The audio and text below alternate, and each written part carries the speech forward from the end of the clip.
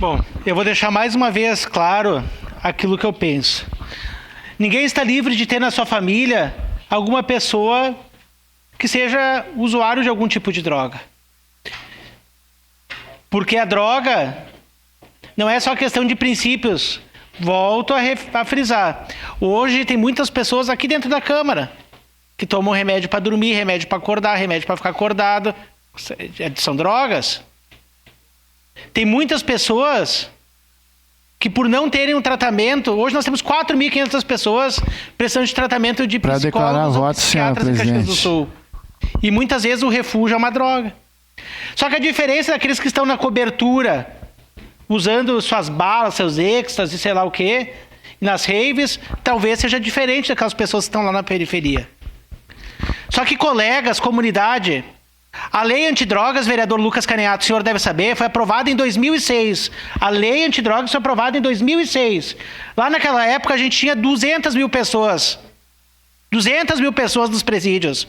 Hoje nós somos a terceira maior população carcerária do mundo. E sim, vereador Estela, são negros e são jovens. Só que essa lei antidrogas é que aprisionou as pessoas. As pessoas que não estavam cometendo crime, aqueles adolescentes que deveriam de estar na sala de aula... se tornaram reféns dos traficantes das facções, porque chegam para o presídio e tem que se aliar a uma facção.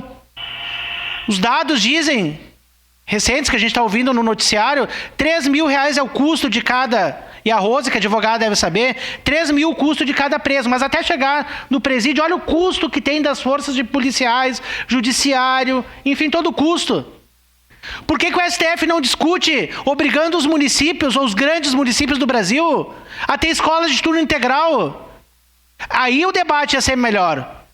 Porque se tivesse escola de turno integral, essa criança não teria tempo de ficar na marginalidade, talvez sustentando a família, vendendo sua droga. Então, o que nós temos que discutir é o custo social que a droga traz na vida de uma família e de uma pessoa.